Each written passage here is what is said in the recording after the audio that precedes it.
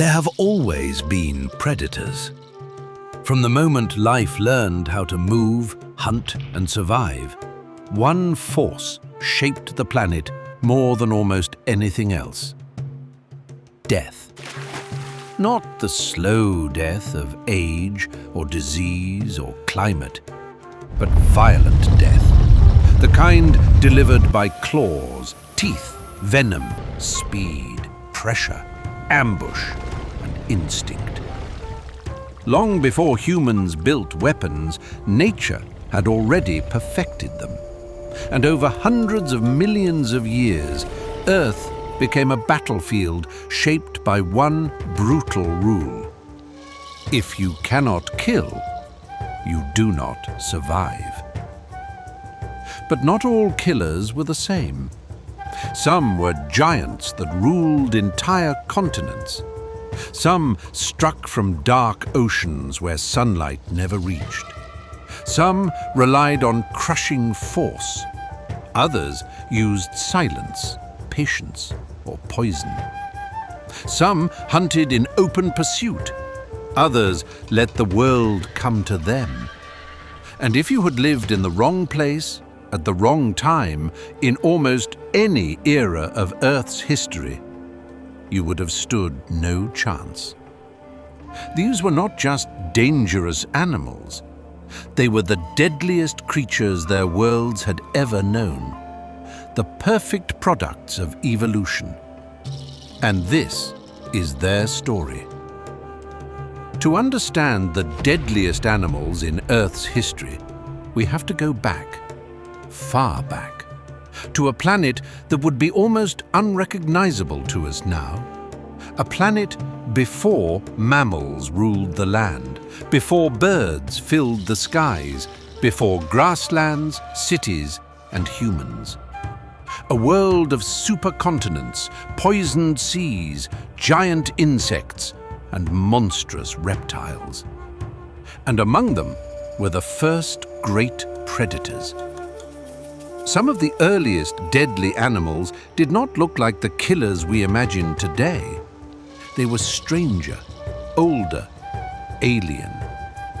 The ancient oceans were full of armored bodies, segmented hunters, and powerful jaws built for only one purpose.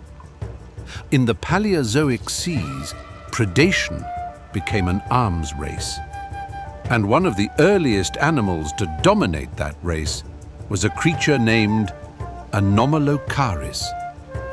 For its time, it was terrifying.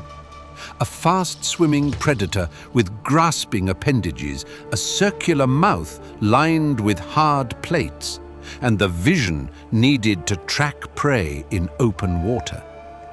To us, it may look bizarre, but in its own world, it was a masterpiece. An early hunter in a sea where being slow meant being eaten. Then came larger and even more powerful predators. Animals like Dunkleosteus, a name that still feels heavy. And for good reason. Dunkleosteus was no ordinary fish. It was a massive, armored hunter, one of the first truly formidable vertebrate apex predators in Earth's oceans. Its body was built like a tank. Its head was protected by bony armor, and instead of true teeth, it had sharpened bony plates that acted like blades. It did not need elegant fangs. It had raw, crushing force. Its bite may have been among the strongest of any animal in its era, powerful enough to shear through armor and bone. In a world where many animals evolved protective shells, plates, and hard coverings, Dunkleosteus evolved the answer: brute force. And that pattern would appear again and again across Earth's history. Every defense creates a stronger attack. Every prey animal shapes its predator. Every killer is built by the fear of something trying not to die. But the ocean was only the beginning, because eventually life conquered the land, and when it did, Earth would witness some of the most iconic and deadly hunters ever to exist. The age of reptiles transformed the planet, and among the deadliest animals ever to walk on land were the theropod dinosaurs. They were not all giants. Some were fast, lean, and precise. Some hunted alone. Some may have hunted in groups. But all of them were built around the same brutal logic. Forward-facing eyes, powerful hind limbs, sharp claws, teeth designed not to chew, but to cut, puncture, crush, and hold. And above them all, at least in popular imagination, stands one name: Tyrannosaurus Rex. There are few predators in natural history more instantly recognizable, few that inspire more fear, few that dominate the imagination as completely.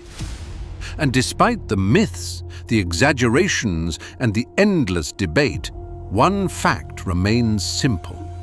T-Rex was one of the deadliest land predators that ever lived. It was not just large, it was engineered for destruction. Its skull was built like a weapon. Its teeth were thick, serrated spikes, designed not like knives, but like railroad spikes. Its bite was catastrophic, not merely enough to pierce flesh, but to crush bone. This matters because a predator that can crush bone is not just killing, it is overwhelming.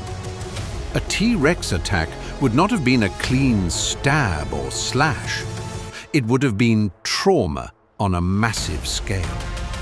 The animal's jaws could seize, tear, shatter, and cripple in seconds.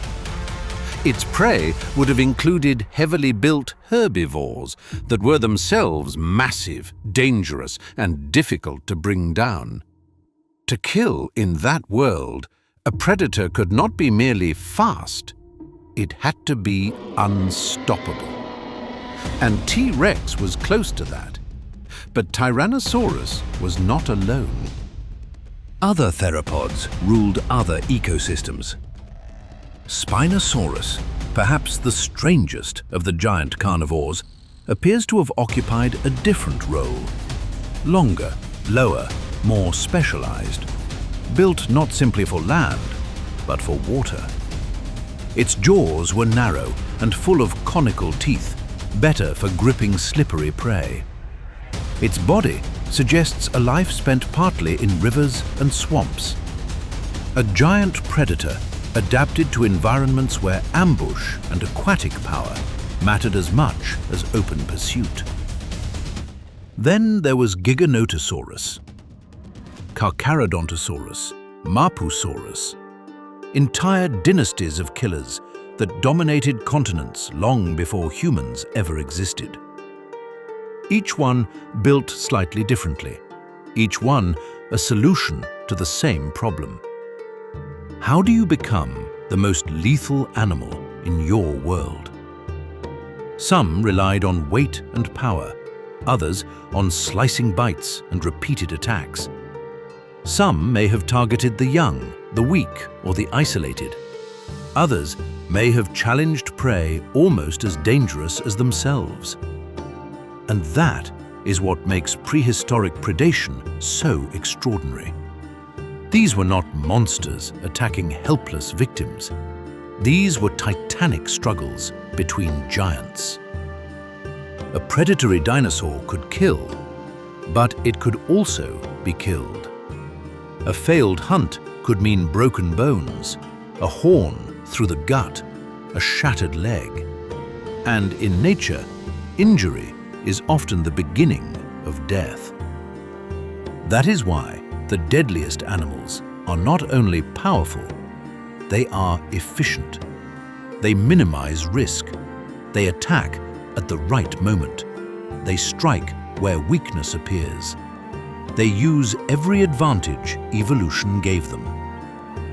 That is true on land, and it is even more true in the sea. Because if land produced giant predators, the oceans produced nightmares. The ancient seas held animals so powerful, so specialized, and so perfectly adapted to killing that even today they feel unreal. Among the most famous is Mosasaurus, the giant marine reptile that ruled late Cretaceous oceans. Long-bodied, muscular, and armed with jaws full of recurved teeth, Mosasaurus was not a gentle swimmer. It was an apex hunter in a world already filled with danger. Fish, marine reptiles, cephalopods, anything smaller and vulnerable enough could become prey. Unlike the great predatory dinosaurs of the land, Mosasaurus hunted in an environment without stable ground, without shelter, without easy escape. In water, movement is everything, and mosasaurs were built for it. Their tails drove them through the sea with immense force. Their jaws were lined with teeth meant to grip and hold. And once a prey animal was seized, the water itself became a prison. There is no footing in open ocean, no place to run, no way to resist a stronger predator dragging you deeper. But even among marine predators, size alone was never the only path to lethality. Some of the deadliest animals in Earth's history succeeded because they were fast, or because they were invisible until the final second, or because they carried something more terrifying than force. Venom. Venom changes the nature of killing. A claw or tooth must physically overpower.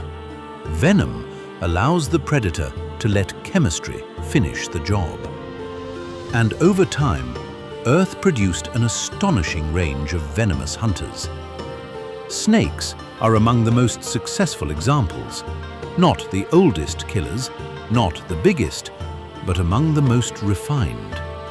Their bodies are deceptively simple. No limbs, no armored skulls, no giant mass. Just muscle, sensitivity, stealth, and a delivery system of extraordinary efficiency. A viper strike can happen faster than conscious reaction. The fangs extend, the bite lands, the venom flows. And suddenly, the prey is no longer fighting a bite. It is fighting its own collapse. Some venoms attack the blood, some attack tissue, some destroy nerves, some shut down breathing. And because snakes evolved across many environments, their lethality spread with them. Forests, deserts, swamps, grasslands, mountains. They became silent killers across the world. Animals that do not need to roar or chase or display. They only need a single opportunity, a single strike, a single mistake. And if venom turned snakes into efficient killers on land, the sea created its own chemical assassins. One of the most infamous is the blue-ringed octopus. Small enough to fit in the palm of a hand, beautiful enough to be underestimated, but carrying a toxin powerful enough to stop breathing altogether. Its blue rings are not decoration. They are a warning, a signal bright enough to say what words never could. Do not touch. Do not come closer. Because some of nature's deadliest animals are not large at all. They do not need to be. Death does not care about size. The cone snail is another example. A slow-moving mollusk that looks almost harmless. A shell you might lift from the shore without a second thought. And yet inside, it is a harpoon. A loaded, biological projectile used to stab and envenomate prey. And dangerous enough that in humans there is no simple antidote. The body freezes, signals fail, and what seemed like a beautiful shell reveals itself as one of the sea's quietest killers. This is one of the great patterns in natural history. The deadliest animals are not always the ones that look dangerous. Sometimes lethality hides behind stillness, color, silence, beauty. And that brings us to a different kind of killer. Not the giant, not the venomous ambusher, but the specialist. Animals so refined in one method of hunting that they seem almost impossible. Take the orca. Technically a dolphin, in practice one of the most intelligent and formidable predators on Earth. Orcas do not rely only on strength. They rely on coordination, communication, strategy, culture. Different populations hunt different prey using different techniques. Some target fish, some target seals, some target sharks, some even attack whales. And they do not do it randomly. They learn, they teach, they adapt. That changes everything. Because intelligence can make a predator deadlier than size alone ever could. An orcapod can create waves to wash prey from ice, can isolate the weak, can coordinate attacks, can exhaust animals much larger than themselves. In some ecosystems, orcas are the final answer. If you are in the water and they have decided you are prey, there may be nothing above them. They are proof that the deadliest predators are not always the simplest weapons. Sometimes they are minds. And if intelligence created one type of killer, patience created another. Few animals represent patience better than the crocodilians. Crocodiles, alligators, gharials, caimans. Descendants of ancient lineages that survived extinctions, climate shifts, and the collapse of worlds. Their body plan is old. Old enough to remind us that evolution does not keep changing what already works. Crocodilians are ambush turned into anatomy. Eyes high on the skull, nostrils placed to breathe while submerged, heavy tails for explosive movement, jaws designed to seize and hold, and a bite that can exert astonishing pressure. They wait at the edge of water where thirst brings life. Every animal must drink. Every crossing is a risk. And crocodilians turn that certainty into opportunity. Stillness is their camouflage. Water is their ally. And surprise is their weapon. The attack is often over before it is understood. A burst from the surface, a violent grip, a roll, then submersion. Prey that was safe 1 second earlier disappears entirely. This style of killing is ancient, efficient, and terrifying because it uses a basic law of life against life itself. Need drives vulnerability. The need to drink, to cross, to feed, to approach. Every killer exploits a need. Some of the most chilling predators in Earth's history did this to extraordinary effect. The bobbit worm, hidden beneath marine sediment, is one of them. It may not be enormous by prehistoric standards. It may not dominate headlines like Tyrannosaurus or Megalodon. But its method is pure ambush horror. Buried in the sea floor, jaws exposed, it waits for something to pass overhead. Then it explodes upward, seizes the prey, and drags it downward into the sediment. It is not the size of the predator that matters here. It is the invisibility. The fact that in some ecosystems, death may be inches below you and impossible to detect. The same logic shaped trapdoor spiders, ant-lion larvae, and countless ambush hunters across Earth's history. For every apex predator that hunted openly, there was another that preferred the unseen attack. And then there are the parasites. They complicate the idea of what a killer really is. Because not all death in nature comes from being torn apart at once. Some predators consume slowly. Some destroy from the inside. Some hijack bodies and behavior so completely that they turn living animals into tools. Parasitic wasps are among the most disturbing examples. They do not simply kill prey and eat it. They find hosts, inject eggs, manipulate biology, and let their young feed within a body that remains alive far longer than it should. This is not the clean violence of a bite. It is invasion, control. A predator using another animal not as food alone, but as a living environment. And once again, we see how broad the meaning of deadly can be. The deadliest animals are not always the most dramatic. Some kill through terror, some through chemistry, some through inevitability.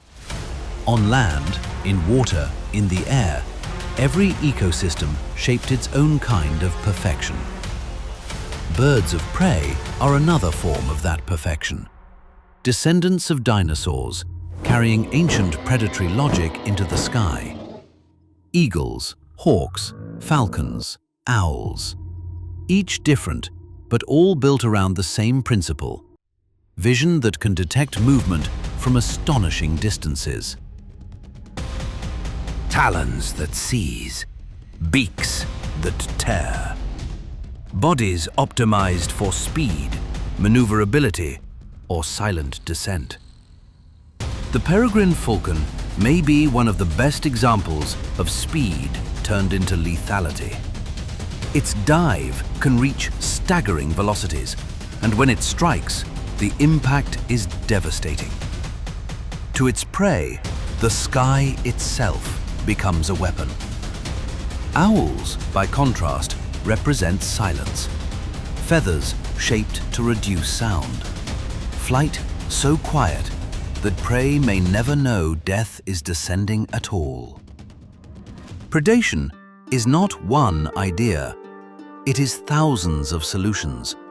And the deadliest animals are those that refine one solution until it becomes almost unfair. Which brings us to one of the most iconic marine predators of all, Megalodon. Even the name carries weight. A giant shark that has become a symbol of prehistoric fear. And while popular culture often exaggerates everything it touches, the underlying reality is already enough. Megalodon was enormous, a predator built to hunt large marine mammals. Its teeth, broad and serrated, were designed for cutting through flesh on a massive scale.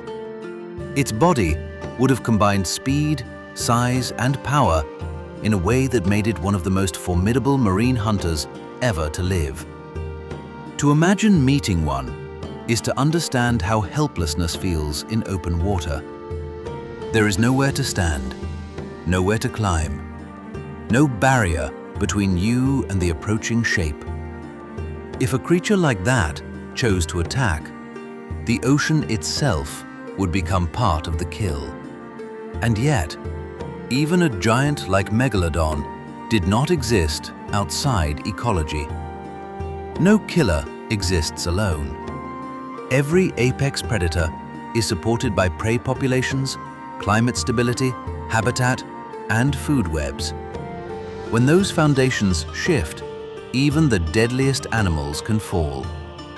That is another deep truth of natural history.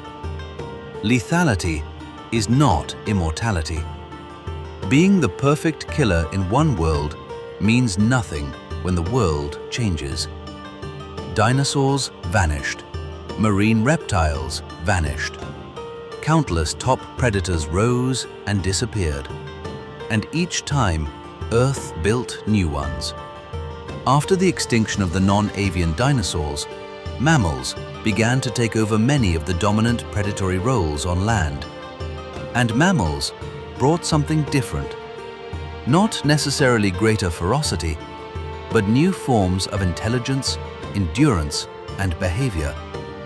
Cats, canids, bears, saber-toothed predators, each representing a new chapter in lethal design. Among the most famous was Smilodon, the saber-toothed cat. Its long canines make it instantly recognizable, but they were not crude swords. They were specialized tools, likely used in carefully controlled attacks against vulnerable areas once prey had been restrained. This suggests a predator that relied not on reckless biting, but on precision after power, a combination of strength and targeted violence. Dire wolves, though more mythologized than clearly understood in popular culture, represent another possibility: pack behavior, endurance, numbers, the ability to exhaust and surround. Again, the deadliest strategy does not have to come from one overwhelming blow. Sometimes it comes from persistence, coordination, the slow collapse of prey that cannot escape the group. On open grasslands, over long distances, endurance can kill as effectively as claws. That same principle may explain part of humanity's own rise. Because while this story is about animals, we cannot completely ignore ourselves. Humans are predators too. But unlike other predators, we reshaped the world around our hunting. We used tools, fire, planning, language, and cooperation on scales no other animal could match. If intelligence made the orca a dominant hunter, intelligence plus technology made humans something else entirely. But there is an important distinction. Most of nature's deadliest animals evolved within ecological limits. They kill because they must, to feed, to defend territory, to reproduce, to survive. They do not kill for ideas. They do not wage war. They do not destroy entire systems intentionally. That may be what makes their violence easier to understand. In nature, death has a function. It is brutal, but not meaningless. A predator kills, and another life continues. Energy moves, balance shifts, evolution responds. And so the history of the deadliest animals is really the history of adaptation under pressure, the history of what works. What works in deep water? What works in darkness? What works in forests, deserts, swamps, and ancient inland seas? What works against armor, against speed, against caution, against prey that also fights back? That is why the deadliest animal is not one creature. It never was. There is no single champion of all time. There are only specialists in different worlds. The deadliest for a Devonian reef was not the deadliest for a Cretaceous river. The deadliest for an Ice Age plain was not the deadliest for a tropical shoreline. Each ecosystem produced its own answers, its own tyrants, its own methods of death.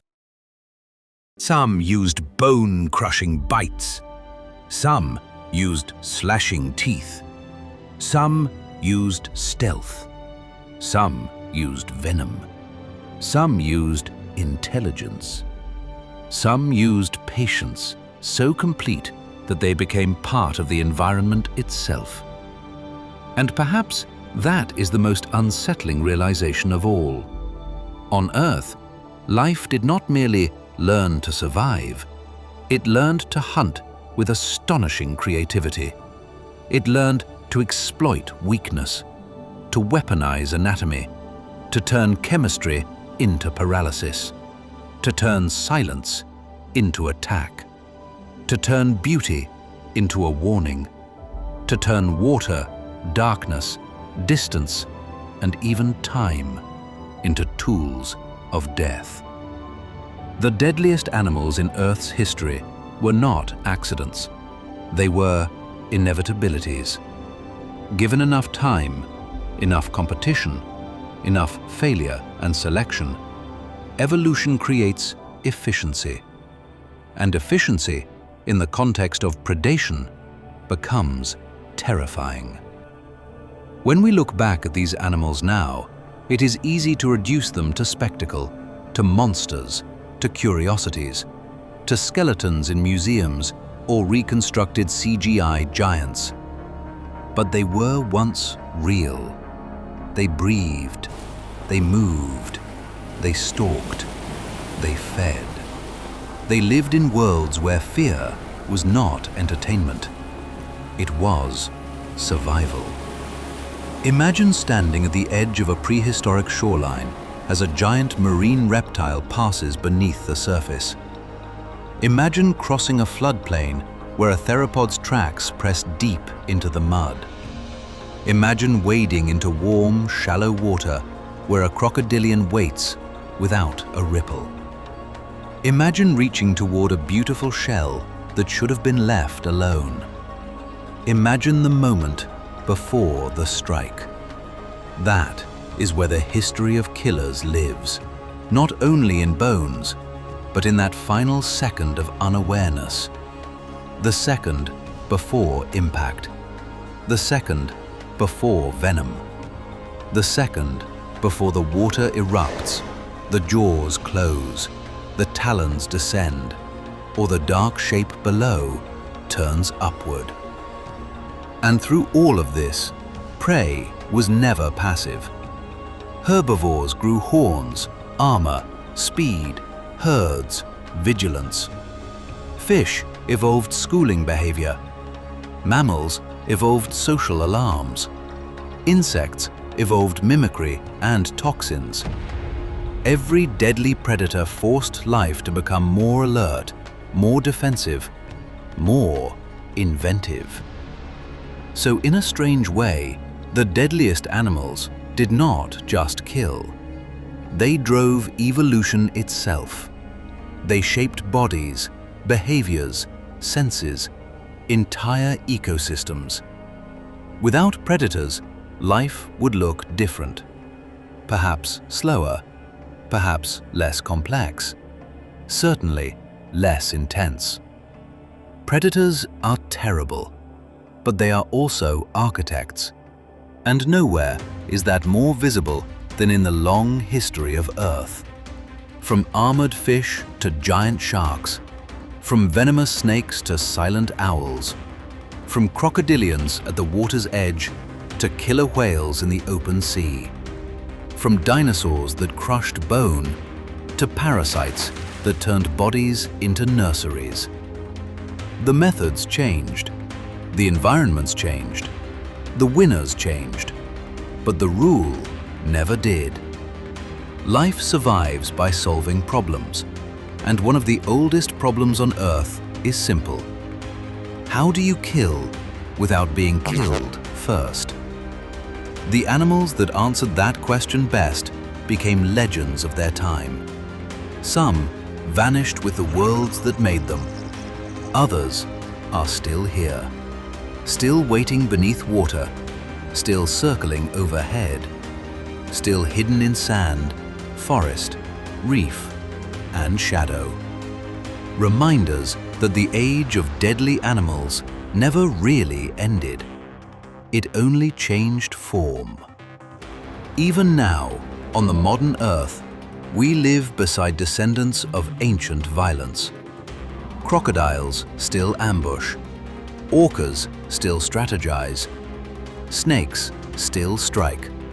Venom still paralyzes. Talons still close. The deadliest designs in nature were never erased, only rewritten. And perhaps that is why these animals fascinate us so deeply. Because somewhere beneath our fear is recognition. A recognition that the natural world is not peaceful, not gentle, not built around fairness.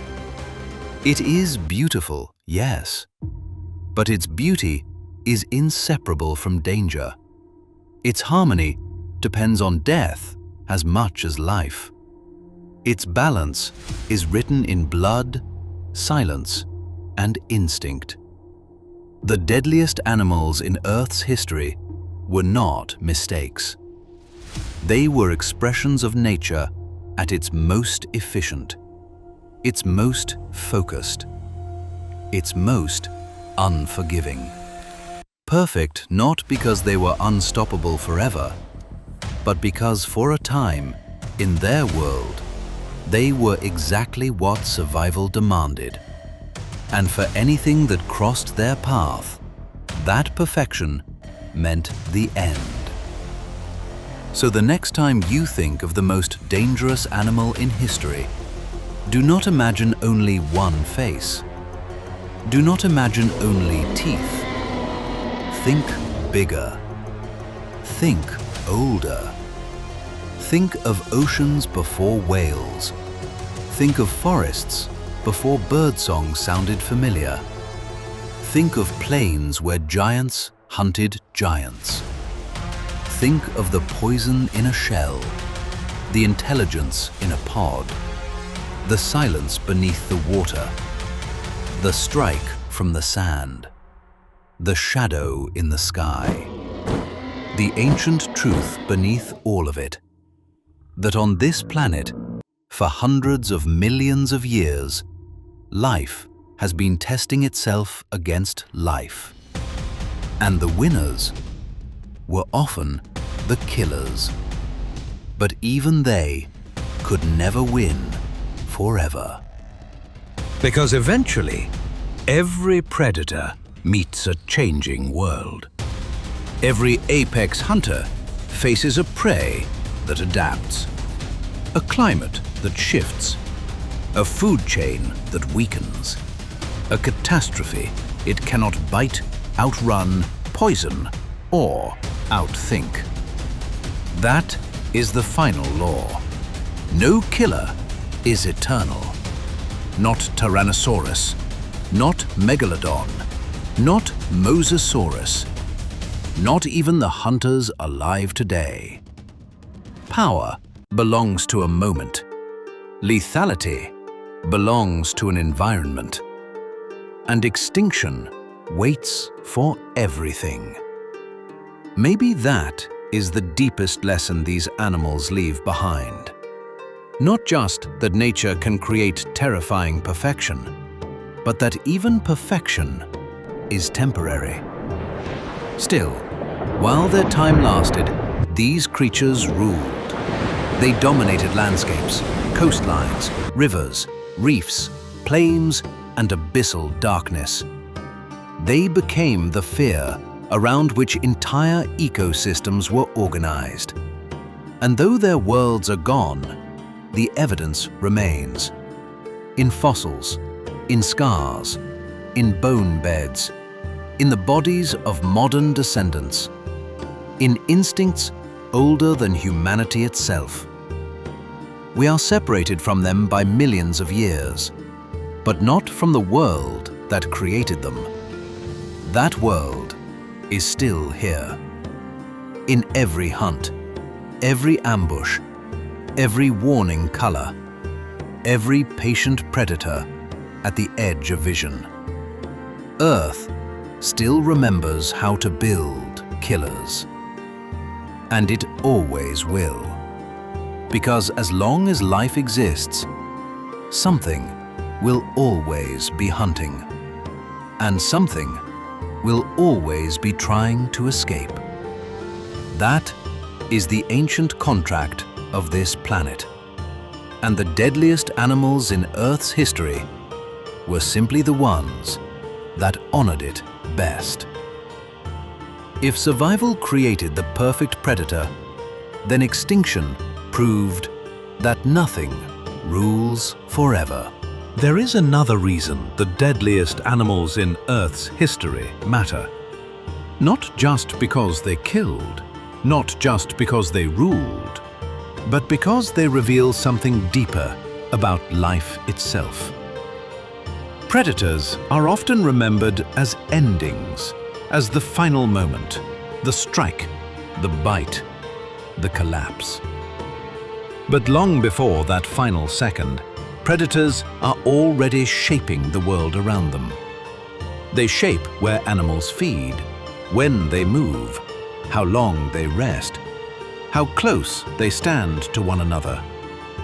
They shape migration, nesting, camouflage, speed, even fear itself. A herd grazing in open country is not simply feeding, it is scanning, listening, testing the wind. A fish in a school is not merely swimming, it is participating in a defense built from numbers and motion. A bird nesting on a cliff, a crab burying itself in sand, an insect imitating a leaf. All of them are responding to the same ancient pressure, the pressure of being hunted. That is the hidden reach of every great predator. Even when it is absent, it is present. In the behavior of prey, in the architecture of bodies, in the shape of ecosystems. A lion does not have to kill every antelope to transform the herd. A shark does not have to attack every seal to change how seals move through the water. A crocodile does not have to strike every animal at the riverbank to fill the shoreline with caution. Predators control space. They control risk. And in doing so, they control life far beyond the instant of the kill. This may be one of the reasons they continue to fascinate us. We do not just see power in them, we see influence. A kind of authority written into muscle, instinct, and timing. The deadliest animals in Earth's history were not simply efficient at ending life. They were efficient at reorganizing it. And this becomes even more extraordinary when we remember that predators themselves are under pressure. It is easy to imagine the apex hunter as free, untouchable, answering to nothing. But that has never really been true. Every predator is also trapped inside the same system. It must eat often enough, avoid injury, compete with rivals, raise young, survive climate shifts, survive scarcity, survive failure. A predator can be magnificent, but it can never afford to be careless. That is why so many of the deadliest hunters are not reckless creatures of constant violence. They are selective, measured, economical. A crocodilian may wait motionless for hours. A snake may strike only when the distance is perfect. An owl may pass over a field in silence, ignoring multiple bad opportunities until one clean attack appears. A killer that wastes energy dies. A hunter that misjudges risk is injured. And injury in the wild is often fatal. So when we speak of deadly animals, we are not just speaking about weapons. We are speaking about restraint, about timing refined almost beyond belief, the moment chosen over all the moments rejected. This is especially true in the ocean. The sea has always been one of the greatest laboratories of predation on Earth, a place where visibility can vanish in seconds, where distance is deceptive, where sound travels strangely, where the open water offers neither cover nor footing. And in such an environment, predation becomes a different kind of art. A shark does not stalk through grass. An orca does not hide behind a tree. The medium itself changes everything. In water, bodies must become propulsion. Jaws must close under resistance. Senses must function in an environment where scent, vibration, pressure, and sound all matter. That is why marine predators so often feel uncanny. They are solving the same problem as land predators: how to find, reach, and kill prey, but with an entirely different physics. And over time, evolution produced astonishing answers. Some became missiles, some became traps, some became intelligence moving through a fluid world. Some, like ancient marine reptiles and giant sharks, became symbols of helplessness itself. Because on land, there is still the idea of escape. A tree to climb, a rock to reach, ground beneath your feet. But in open water, once the predator commits, there may be nothing at all between you and it. This is why the image of a dark shape rising from below remains one of the most primal fears in the human imagination. It speaks to something ancient, a recognition that our species was not built for every environment, and that some environments still belong, in a very real sense, to older kinds of power. Yet the land has always produced its own forms of dread, not only in giants, but in stillness. Some of the most effective predators are terrifying precisely because they do not announce themselves. They do not charge dramatically across the landscape. They do not roar. They do not display. They remain unnoticed. A viper in leaves, a crocodile at the bank, a spider in a flower. A parasite in a bloodstream, a worm beneath the sediment. This is where the idea of the deadliest animal becomes more subtle than simple size. A giant predator inspires awe, but a hidden predator changes behavior at a deeper level. Because hidden predators make the world uncertain. They make safety provisional. They turn ordinary actions into risks. Drinking becomes dangerous. Resting becomes dangerous. Touching becomes dangerous. Even beauty becomes dangerous. The flower may conceal a hunter. The shell may conceal venom. The calm water may conceal jaws. And once again, we find the same pattern repeating through time. The deadliest animals are often the ones that force other life forms to question the environment itself. Not just the obvious threat, but the entire setting. This is perhaps why camouflage, mimicry, and deception became so powerful across natural history. Predation is not only the story of claws and teeth, it is also the story of lies. The lie of stillness, the lie of harmlessness, the lie of beauty, the lie of emptiness. A reef that seems calm may hide a strike predator. A branch that seems lifeless may be an insect waiting for movement. A patch of seaweed may be an animal. A bright color may be a warning. Or, in some species, an imitation of one. This means the prey animal must solve a nearly impossible problem. Not only detecting danger, but correctly interpreting it. And every failure becomes food. So evolution did not merely create faster runners and stronger jaws. It created perception wars, a contest over what can be seen, heard, sensed, interpreted, and acted upon first. Predators sharpened attention. Prey sharpened suspicion. Predators evolved better traps. Prey evolved better pattern recognition.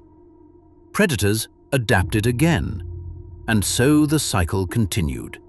Through forests, through reefs, through deserts, through swamps, through ice age plains and prehistoric seas.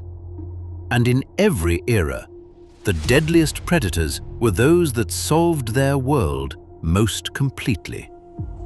Not universally, not forever, but perfectly enough for their time. That phrase matters. For their time. Because what counts as deadly in one age may become useless in another.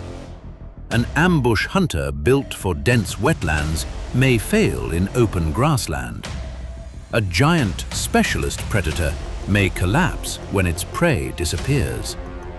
A marine hunter adapted to warm, shallow seas may perish when oceans cool or food chains shift. This is why extinction is not a contradiction of evolutionary success. It is part of it. A predator may be magnificently designed and still vanish. It may dominate utterly and still lose everything when the world beneath that dominance changes. This should caution us against thinking of natural history as a simple ladder toward perfection. Evolution is not trying to create the ultimate killer. It is only creating something that works now. Something that works here. Something that works until it doesn't. And that may be what gives these animals their strange melancholy. When we reconstruct them, Tyrannosaurus, Mosasaurus, Megalodon, Smilodon, giant armored fish, we often imagine permanence. We imagine them as inevitable, as if they were meant to exist.